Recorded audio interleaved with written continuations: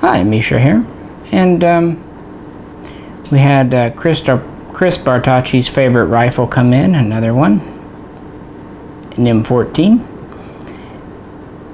And I thought, yeah, let's take it out to the range, see how it shoots, and compare it with one of my favorite rifles, the Italian Beretta BM59. These are actually very similar rifles, and we've done a couple of videos in the past comparing them, but those are more table talks. I thought it'd be fun to do a shooting video today. Before we get to that though, I'll point you to the markings on this. This was a special receiver done for the firing line form years ago. I believe they did a little over 80 plus a few overruns. You know, got the US rifle markings and everything, which is pretty cool. And these were made in Maryland. Well, probably made by Arms Corps, but under the Fulton Armory brand name. And then this receiver was made up with an all USGI M14 parts kit. You can see markings on the bolt there.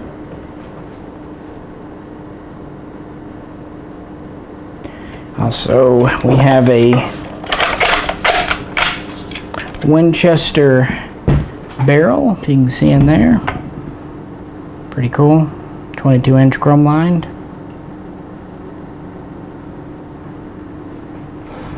It does have the stripper clip guide, which is always welcome. We have the P-proof on the stock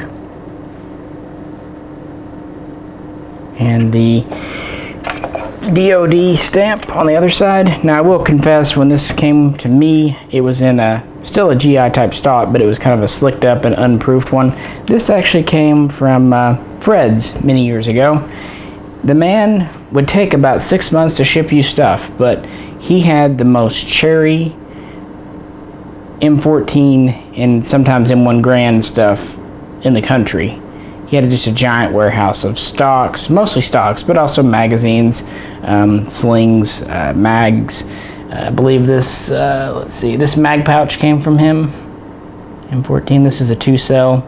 The 1-cell is also very common. Mags are the standard, you know, 20-round GI. Of course, this is chambered for 7.62 Nato, often referred to as 308. It has the standard fiberglass upper handguard, standard weight barrel, and it's a small thing, but it does have the bayonet lug, and it does have the standard GI, I'm going to point this at you, port. A lot of these end up with the national match opened up one, which is, you know, better for accuracy, but I like GI as possible. So I figure this will end up probably being a keeper, but let's see if it actually shoots first before I make a final decision. Of course, the M14 was adopted in 1957 by the US military, and not a whole lot else, frankly. And this is kind of a control, and because I always enjoy shooting it, we'll bring out my BM59. I have a couple of these. I had more in the past. I've sold some off, but I still have a couple. This one was a Springfield build from the 80s, so it is a pre-ban, but all the parts are original Italian Beretta, including the receiver, so it is a correct receiver. It has a slightly shorter 19.5-inch barrel. This one, right now I have the short 5-inch flash hider with the early M1 Grand style bayonet lug on. You just unscrew this here. You can put on the 7-inch with the more kind of M16 M1 carbine looking lug if you want. But I like this because it saves a little weight and length. Of course, as you see, there's a bipod. We have grenade sights here, which double as a gas cutoff. Pretty cool. I always liked how gadgety these are. This uses more of a conventional Grand style operating system, whereas the M14 is more heavily modified. It's a tappet gas piston. It too has a stripper clip guide. Very similar rear sights. Very similar contour to the stock. Both guns have an M1 Garand derived trigger pack. Both have a flip up butt plate. Both feed from 20 round mags, but they are in no way interchangeable. The Italian mags are definitely a little heavier and sturdier. Both do have a bolt hold back, but the BM59 also has a release. I say that, mag's stiff, but it does. It also has a fold down trigger for use with winter mitts.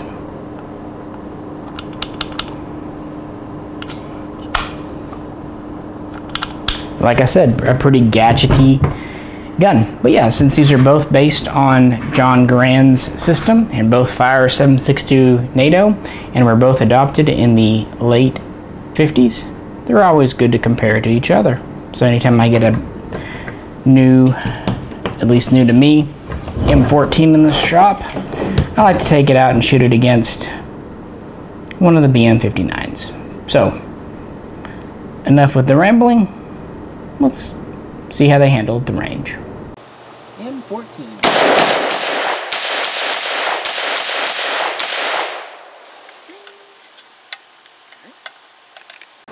M14.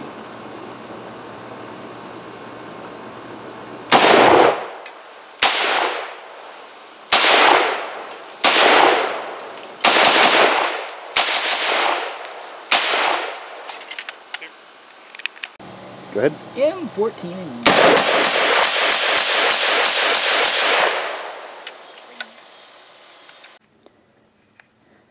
Alright. I was using Aguila and Jay was using Silver Bear, and we also had some NATO spec ZQI on standby if needed, but it wasn't. The M14 ran perfectly, no issues. I did realize, like I said, this just came in. It was really dry. I should have lubed it up before taking it out to the range, but on the other hand, it was so dusty out with a lot of pollen. I'm afraid even if I'd added oil or grease, it would have just caked on even worse. So maybe it's kind of a mixed blessing. But regardless of it seeming a little stiff and gritty, it cycled 100%.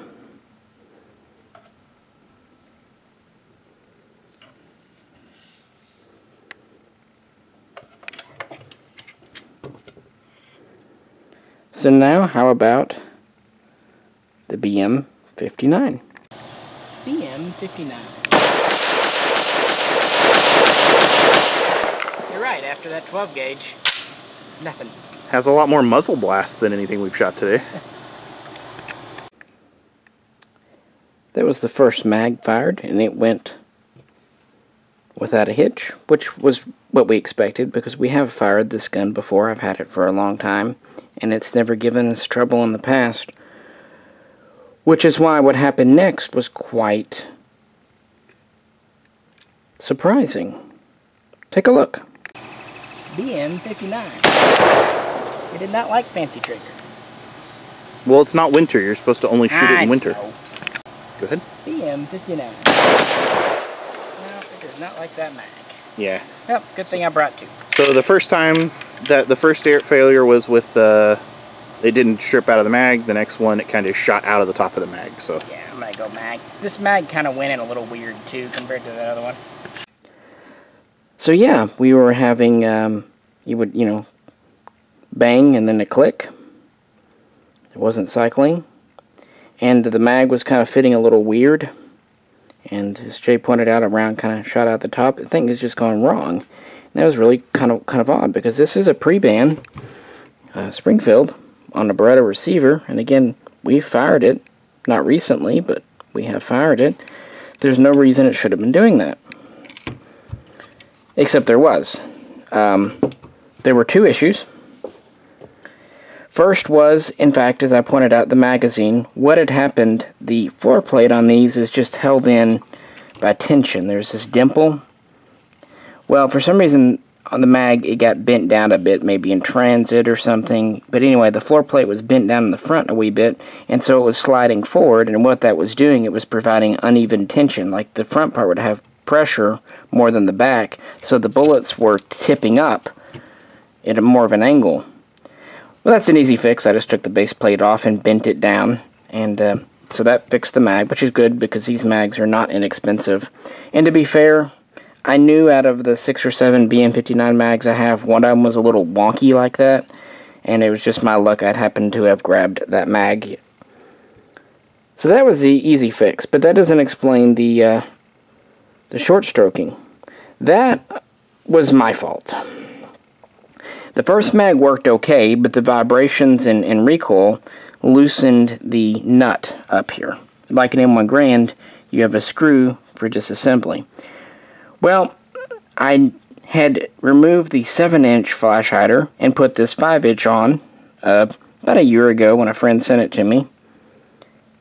And I think normally I'm really good about getting stuff done right then, but I think I had just hand tightened this, thinking, oh, I'll get the tool and tighten it the rest of the way later, and then never did. So it was only hand tight, and that meant it was working its way out, therefore more gas than the system.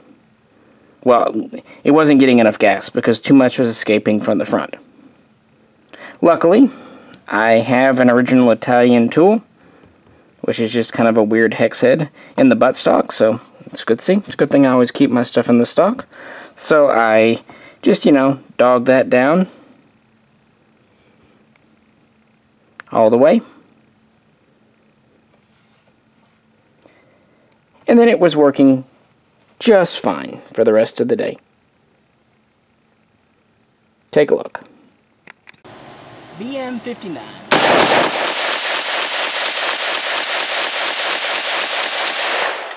That seemed to work better. BM59.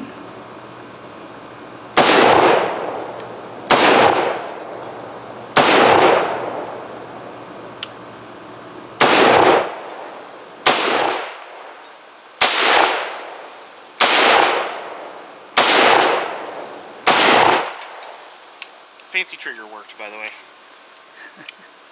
That's it's really fun to shoot. I mean, of the M1 Garand, the M1A, and the BM59, I think the BM59 is my favorite to shoot of all of them.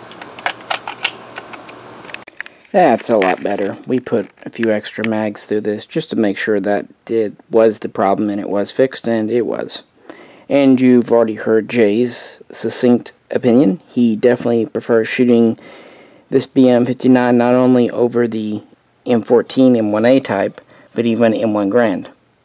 And as it will probably not surprise any of you, I concur.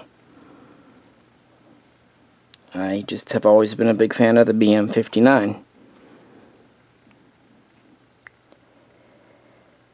I think we both like it because it has far less felt recoil and the impulse is just more manageable. Also, having a rubber recoil pad is always nice.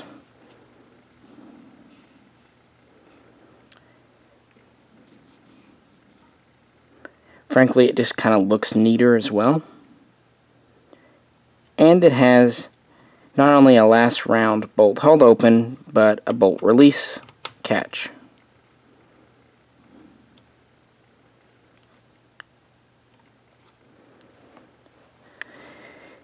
It's a little bit shorter. It has a 19.5-inch barrel, as I said, but of course once you stick on the longer device, and this is the 5-inch, which saves you a couple, but with the 7 on.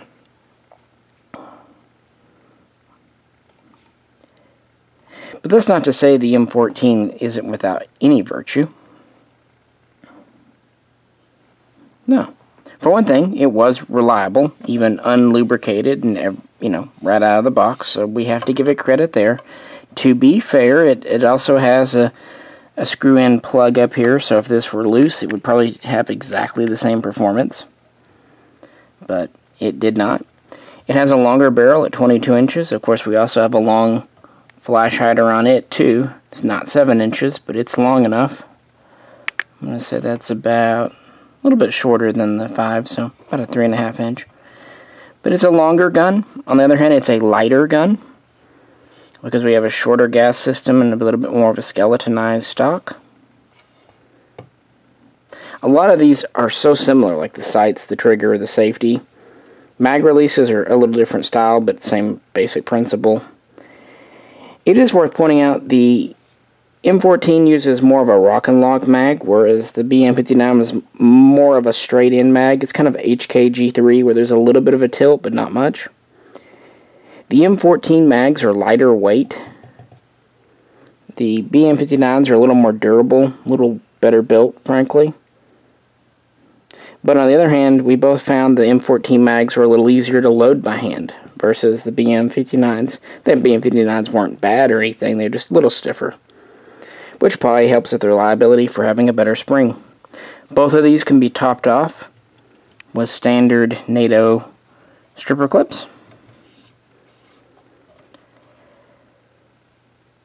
But we just felt like the M14 had a little more felt recoil, was a little bit kind of a rougher system, just wasn't quite as smooth feeling as the BM59. So we definitely just kind of leaned that direction. But the M14 does have the whole American aspect going on and has a lot of, fans, and of course because it is an American design, there's more aftermarket support here for it. And if you're going for more of a match target competition gun, you can definitely get M14 types, M1A types that are super tuned to make that a good experience. And in that instance, the longer barrel will help you.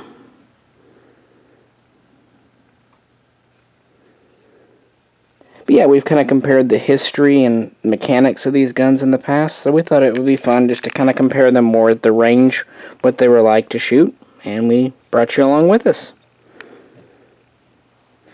We'd love to hear your own experiences with M14 M1As and BM59s in the comments, so feel free to do that. If you could, like, share, and subscribe. And if you'd like to help support the channel so we can afford a little bit more 308 and 7.62 NATO to go shoot, check out the link to our Patreon page. Oh, and by the way, we use the same ammo in the BM59 and M14. Jay was shooting Silver Bear and I was shooting Aguila. We never had to break out the ZQI. So, there's that. Well, this is Misha, and on behalf of Jay, we both appreciate you tuning in, and we will both catch you very soon next time. M14, last man.